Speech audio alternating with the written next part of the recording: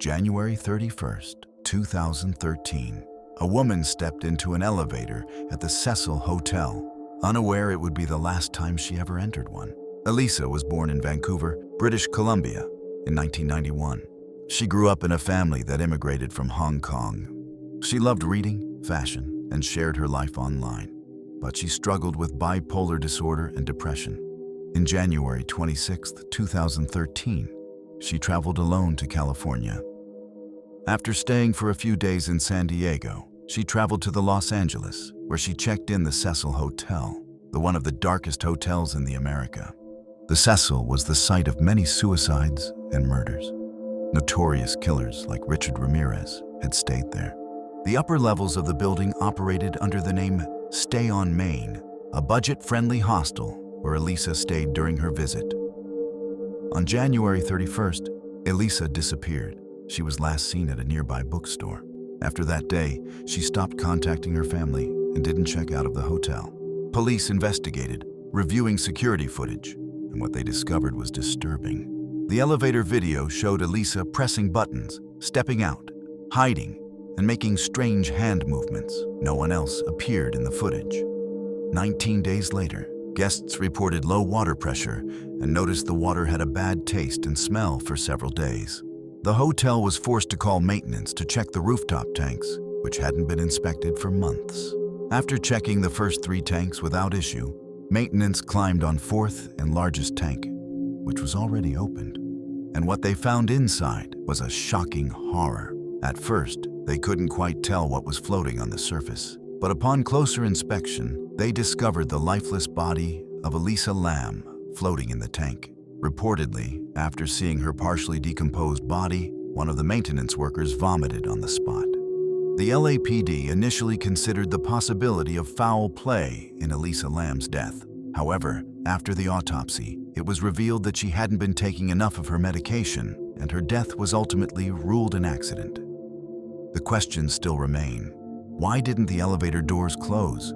And where did Elisa's cell phone and wallet end up? Why was she so scared in that elevator?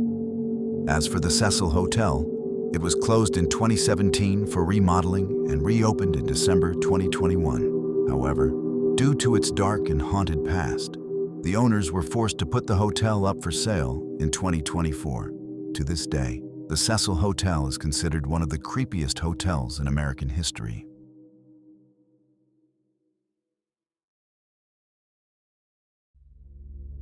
On March 31st, 1922, something strange happened in the quiet Bavarian countryside.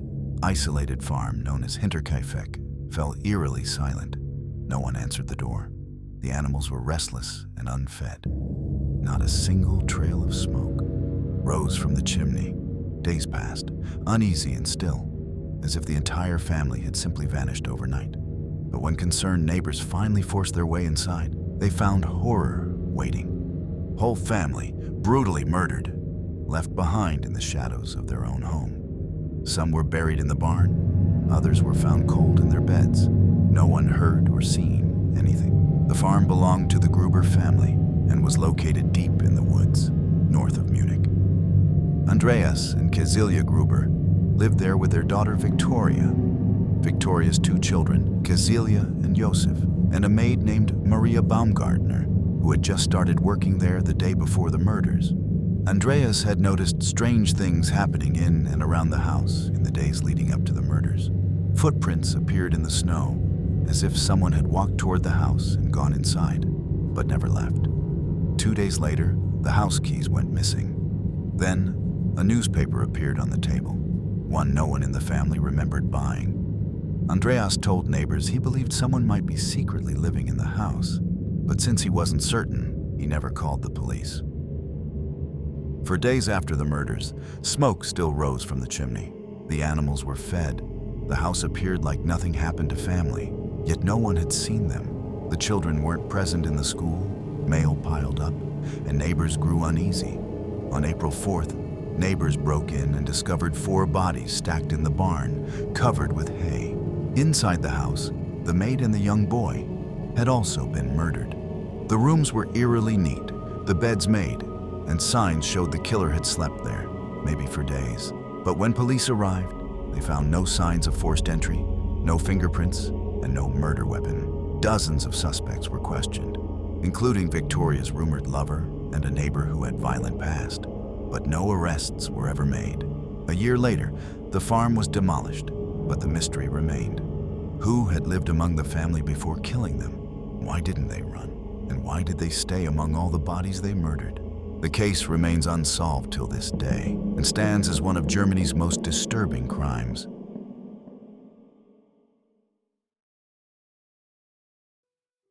Friday, March 31st, 2006. Downtown Columbus, Ohio, buzzed with life. College students filled the streets, celebrating the end of midterms. Among them was a 27-year-old Brian Schaffer, a second-year medical student at Ohio State University. He had just wrapped up a tough week of exams and was looking forward to a spring break trip to Miami with his girlfriend. That night, he decided to go out drinking with his friends. It was a casual night out, just a few places near the campus. One of the last bars they visited was called the Ugly Tuna Saloona, located on the second floor of a shopping complex. Security footage showed Brian arriving at the bar around 1:15 a.m. He appeared relaxed and happy, talking with two friends as they stepped off the escalator. A few minutes later, he was seen on camera chatting with two women near the entrance. He waved goodbye, then walked back toward the bar's interior, and that was the last time anyone ever saw him. When the bar closed around 2 a.m., Brian's friends couldn't find him. They called his phone but got no answer. At first, they assumed he'd gone home on his own or maybe met someone and left. But by the next morning, no one had heard from him. Then on Monday, he missed a flight he booked with his girlfriend to Miami. That's when his family reported him missing. The Columbus police launched an investigation immediately. The Ugly Tuna had security cameras covering the entrance. Investigators reviewed every second of footage. Brian was clearly seen entering the bar, but no video ever showed him leaving. There were no emergency exits used, no back doors, no camera malfunctions. It was like he had vanished into thin air. Officers searched the bar from top to bottom, but didn't find anything. They checked stairwells, maintenance areas, and even inspected nearby construction sites in case Brian had fallen or been injured. They brought in the K9 unit, but even the specially trained dogs couldn't find any trace. The dumpsters in the area were searched, but they couldn't find anything. His wallet, keys, and cell phone were never found. His apartment showed no signs of him entering or packing.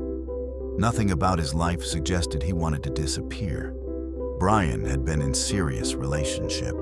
He was close to his family, and despite losing his mother just weeks earlier, he told his friends that he was optimistic for his future. He had plans and didn't have a single known enemy. There was simply no motive for him to walk away. One strange detail kept hope alive. In September of that year, 5 months after Brian vanished, his phone rang. The call pinged a cell tower in Hilliard, a suburb just outside Columbus. But when investigators traced it, they didn't find anything. Phone records later suggested it was just a technical glitch, the kind of false signal that occasionally happens when a phone is off, but still registered in a network. There was no evidence Brian had used the phone, and no confirmed sightings ever followed. His father, Randy Schaffer, and his brother, Derek Schaffer, never gave up the search. They posted flyers, followed up on every tip, and worked closely with detectives. But just 2 years later, Brian's father, Randy, died in an accident after a tree fell on him during a windstorm. The only one left is his younger brother, Derek, who continues to speak out and ask for answers to this day. Nearly 2 decades have passed, but there's still no answer. Not a single person knows how he disappeared or where he ended up. Even with security cameras and over 100 people watching, he still somehow disappeared without trace. Even now, nearly 2 decades later, People are still trying to make sense of what happened to Brian Schaffer. Online forums are filled with theories, some logical, others bordering on the bizarre, but none have brought us any closer to the truth.